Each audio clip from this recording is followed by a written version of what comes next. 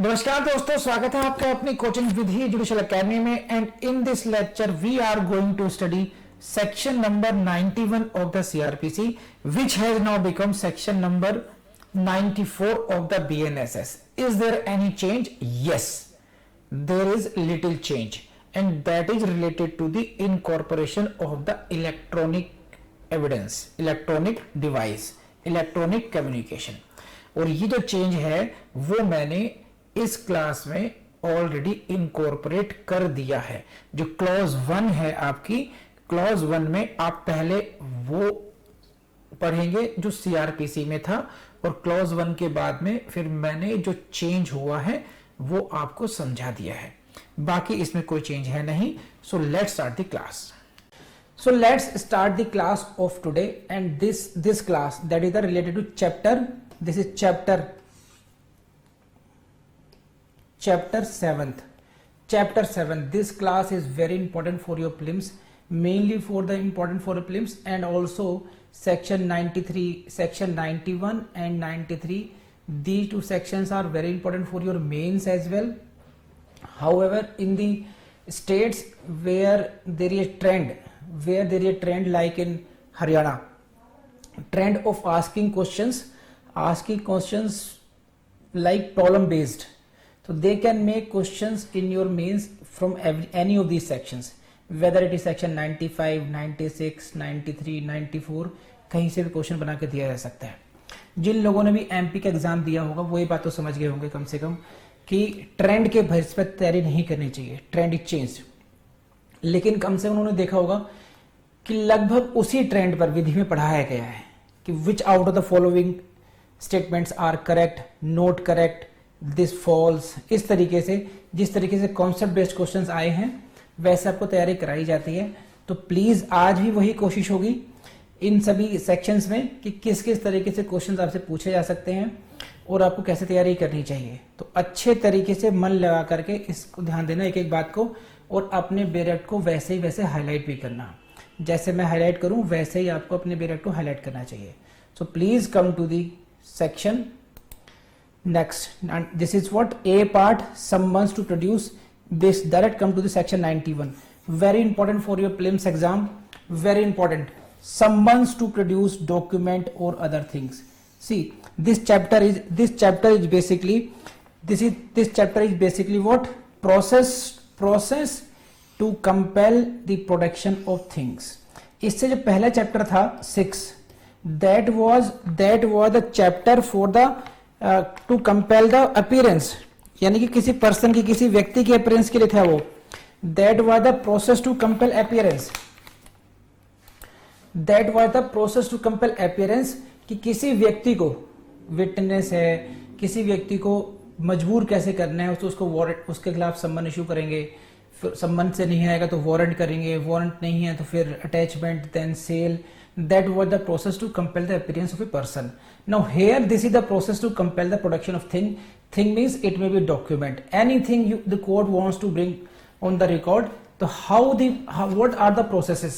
वो कौन कौन से तरीके हैं कोर्ट के पास जिससे किसी व्यक्ति को बाध्य किया जा सकता है कि वो किसी वस्तु को, किसी डॉक्यूमेंट को कोर्ट के सामने प्रस्तुत करे। तो overall this is chapter 8 and this is section 91 to 105। पहला क्वेश्चन प्रीलिम्स में आपको यहीं से आएगा। आज मैं आपको प्रीलिम्स के पॉइंट ऑफ व्यू से पढ़ा रहा हूं क्योंकि ये है ही क्रैश कोर्स क्लास। तो this is process to compel the production of things, chapter number 7, section 191 to 105। ऐसे ही आपको याद करना चाहिए। This is section 91 to 105। Question पूछेंगे यहां से आपसे, चैप्टर 7 कहां से कहां तक है, इस तरीके से ध्यान कर लेना आप लोग। आगे बढ़ते हैं। Whenever, please see this, whenever any court, highlight it, whenever any court or any officer in charge of a police station। दो बातें हो गई। Whenever any court or any officer in charge of a police station considers that the production of any document, highlight or other thing is necessary or desirable. Please see this. तो who are the authorities here? कौन कौन है यहाँ पर? Section 91, in case of section 91, who is there? any court. Second important phrase is what? It is the officer in charge of the police station. These two authorities, यानी कि कोई सा भी न्यायालय या थाने का भार साधक अधिकारी, officer in charge of the police station, they consider that production of any document or anything is necessary or desirable for what? Please see this. Necessary or desirable for the purpose of any investigation. एक एक शब्द को ध्यान रखना. Investigation, inquiry, trial or other proceedings under this code or before such court, by or before such court or officer. Then such court may issue summons, or such officer written order to the person in whose possession or power such document or thing is believed to be. ठीक है, यहां तक समझ लीजिए बस. believed to be. आगे पढ़ता हूं. 12 requiring him to attend and to produce it or to produce it at the time and place stated in the summons or orders. तो ये मैंने आपके लिए पढ़ा सेक्शन 91 क्लॉज 1 है ये. अब इसको समझिए एग्जैक्टली इसमें क्या हो रहा है. क्वेश्चन आपसे यहां से आएगा. देखिए सम्मन्स और ऑर्डर्स, इसको मैं आपको समझाता हूं पहले. सेक्शन 91 में कोर्ट या police officer, that is the SHO officer in charge the police station, they can issue सम्मन और द रिटन ऑर्डर. और पहला क्वेश्चन आपका प्रीलिम्स में यही आता है कि सेक्शन 91 में who are the authorities which can issue summons or the written orders. So this is for the what? This may be the any court. This is not high court. This is not session court like this or the CJM or the magistrate class 1. कोई fix नहीं है, कोई एक general criteria है. It may be any court. तो it may be any court, तो यानी कोई भी न्यायालय या थाने का भार साधक अधिकारी यदि यह समझता है कि किसी वस्तु या किसी दस्तावेज को कोर्ट के सामने या ऐसे अधिकारी के सामने प्रस्तुत करना आवश्यक है या वांछनीय है, किस लिए? That is very important. For the purpose of any investigation, inquiry, trial और अदर प्रोसीडिंग्स. तो किसी अन्वेषण के लिए, किसी विचारण के लिए, किसी इंक्वायरी के लिए, इन सभी शब्दों के लिए तो वो ऐसा क्या ऑर्डर कर सकता है? ही में इशू सम्मन. दो कोर्ट क्या करेगी? इशू. कोर्ट सम्मन इशू करेगी. वो ऑफिसर क्या इशू करेगा? वो ऑफिसर रिटन ऑर्डर इशू करेगा. रिटन यानी कि लिखित आदेश जारी करेगा. किसके लिए करेगा? ऐसे व्यक्ति के लिए, टू द पर्सन जिसके कब्जे में, इन हुज पोजेशन, और जिसके पावर में वो डॉक्यूमेंट है, जिसके कब्जे में है. और उससे कहा जाएगा क्या? टू अटेंड, यानी कि प्रस्तुत हो, एंड प्रोड्यूस इट, उस डॉक्यूमेंट को, उस वस्तु को वो लेकर के प्रस्तुत हो, या फिर दिए गए नियत समय पर, नियत जगह पर वो उसको प्रस्तुत कर दे. तो ये बात हुई जनरल, मैंने आपको समझाया. अब बेल एक्ट में से कहां से क्वेश्चन आएगा ये समझने की जरूरत है. देखिए, तो पहला क्वेश्चन आपसे ये आएगा कि which orders can be issued under section 91. तो please see this, highlight it and keep writing P for prelims. Which orders can be issued? So there may be, court may issue summons or police officer में issue written order. ये P for prelims यहां से question आएगा. Second question यहां से आएगा. पहला question यहीं से आता है, ये आएगा कि कौन है, who are the authorities who can issue the orders under section 91. तो दिस इज एनी कोर्ट और any officer in charge of the police station. यहां से क्वेश्चन आएगा. What can be produced for what? Production of what? It may be any document और it may be any other thing. Are you getting it और not? तो यहां से question आएगा. Then this is desirable for in aid, किस कौन सी कार्रवाई के लिए?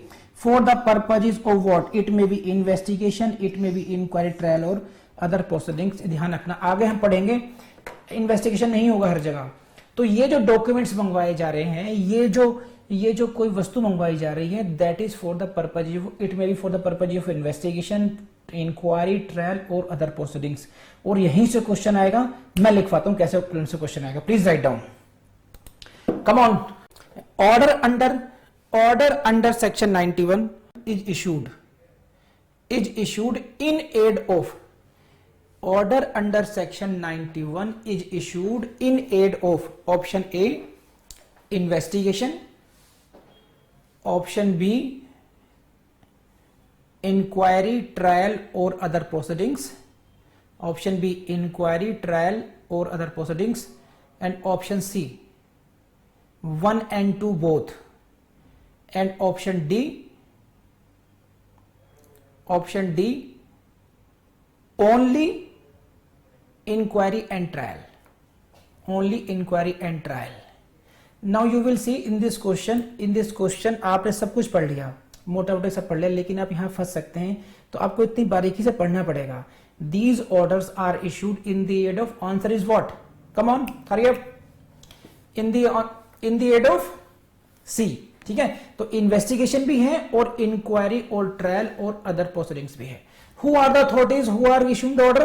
That will be the any court or the officer in charge of the police station. What is the order to the person concerned? That what is required, इसे कहते हैं requisition. What is required from him? The person who is being ordered, the person who is summoned, जिसको सम्मन किया गया है या जिसको आदेशित किया गया है, उससे क्या रिक्विजिशन है? That you attend and produce the thing required. बोलो हाँ है ना, बात समझ में आ गई? बढ़ू में आगे? Anyone? तो दोस्तों मुझे पूरी उम्मीद है कि आपने क्लॉज 1 को अच्छी तरीके से समझ लिया होगा. अब मैं आपको बताता हूं कि क्या चेंज हुआ है बीएनएसएस में और सीआरपीसी में, क्या चेंज है. जो कॉन्सेप्ट है वो सब कुछ सेम है. अब इन्होंने क्या कर दिया है, बस बहुत छोटा सा चेंज हुआ है. ये हुआ है, देखिए, द प्रोडक्शन ऑफ, पहले था एनी डॉक्यूमेंट और अदर थिंग, एनी डॉक्यूमेंट अब भी है और अदर थिंग अब भी है. अब क्या कर दिया, production of electronic communication including communication devices which is likely to contain digital evidence. तो अब क्या है कि जो ऑर्डर था आपका, जो कोर्ट सम्मन इशू कर सकती थी या ऑफिसर रिटन ऑर्डर पास कर सकता था, अब वो पहले क्या था कि केवल था किसी डॉक्यूमेंट के लिए या किसी अन्य वस्तु के लिए था, तो प्रोड्यूस करने के लिए. अब उसमें एक एड ऑन क्या हो गया कि नाउ दैट ऑर्डर और दैट सम्मन मे be for any electronic communication including communication device. बस इतना अंतर हो गया. इलेक्ट्रॉनिक कम्युनिकेशन का मीनिंग आपको पता ही, ऑलरेडी हम लोग पढ़ चुके हैं.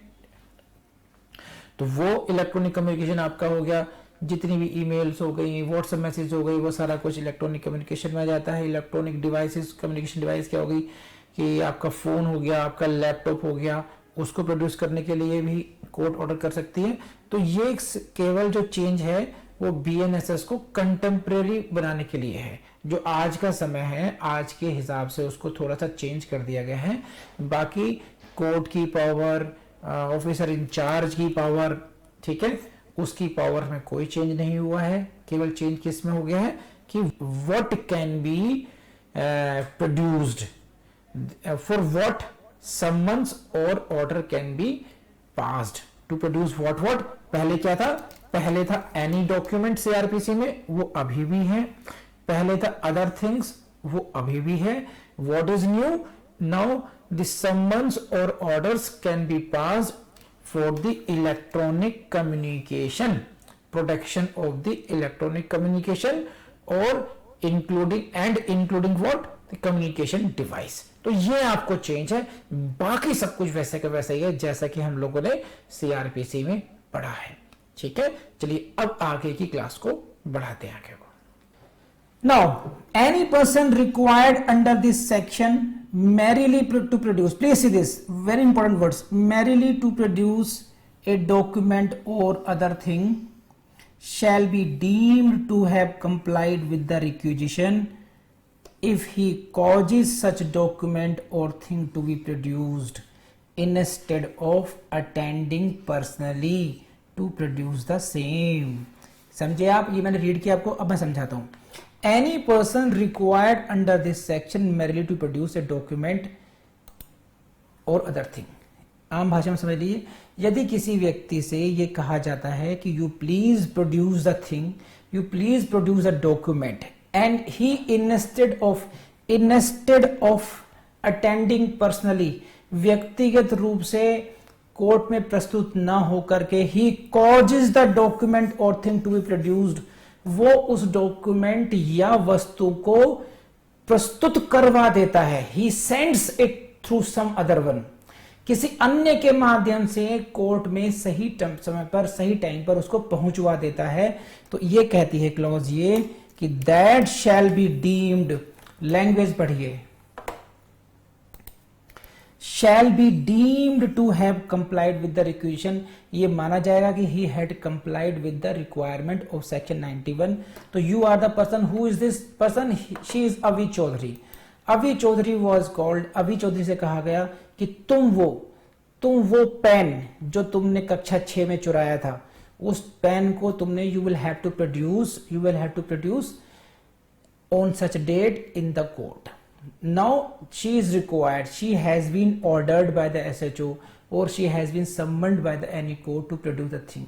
Now if she sends this pen through some other one as well, खुद नहीं आती है, instead of attending herself personally, है ना, she causes it to be produced through any other person, किसी अन्य के माध्यम से भेज देती हैं, तो ये माना जाएगा अवि Chaudhary has complied with the requisition, she shall be deemed to have complied with the requisition।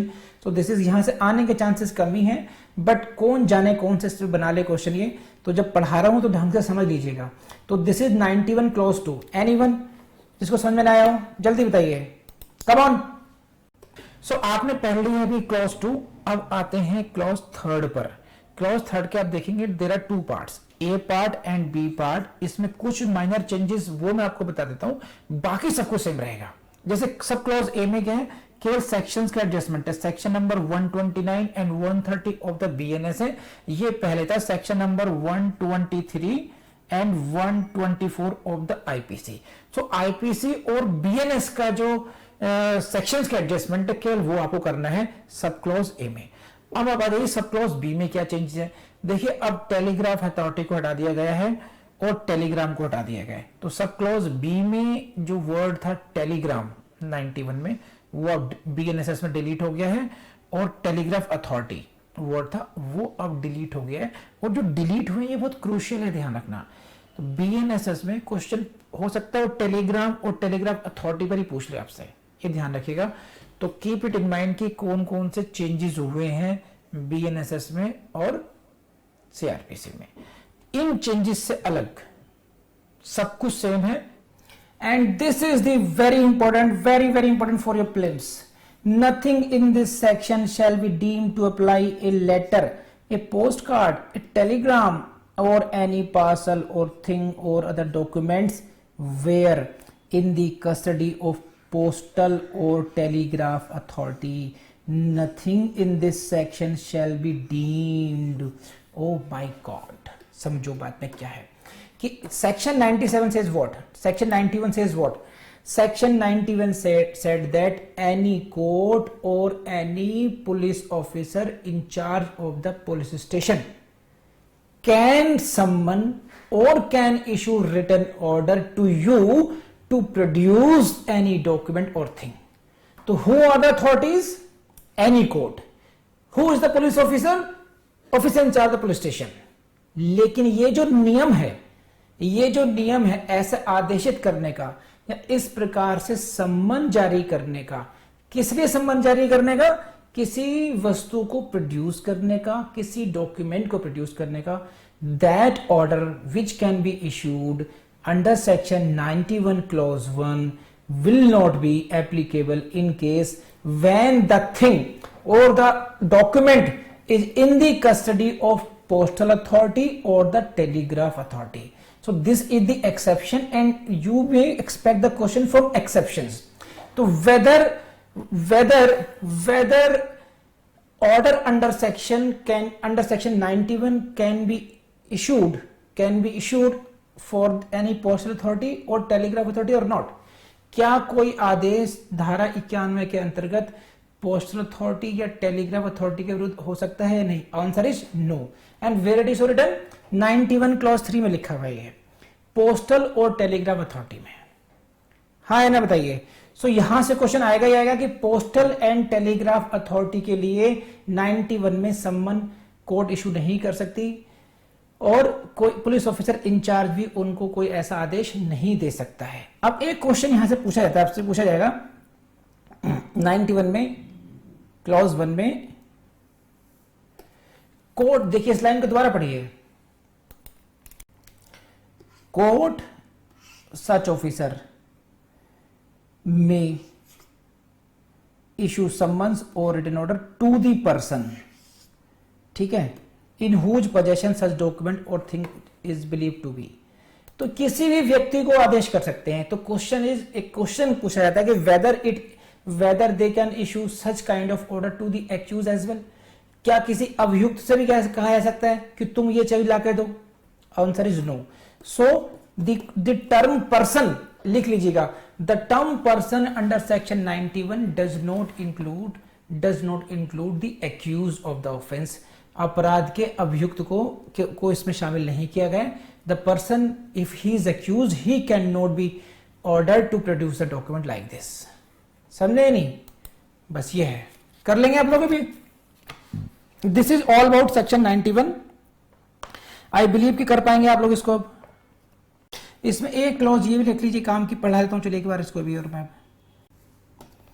Similarly nothing in this section shall be deemed to affect, इसको ऐसे ही पढ़ लीजिएगा। 123 124 ऑफ इंडियन एविडेंस एक्ट पर भी लागू नहीं होता है।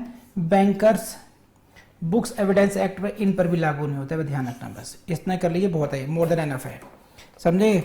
123 एविडेंस एक्ट, 123 एविडेंस एक्ट को लिख लीजिए। हल्का सा लिखवाता हूँ, चलिए अभी मैं, फिर करेंगे सर लिखवाया नहीं।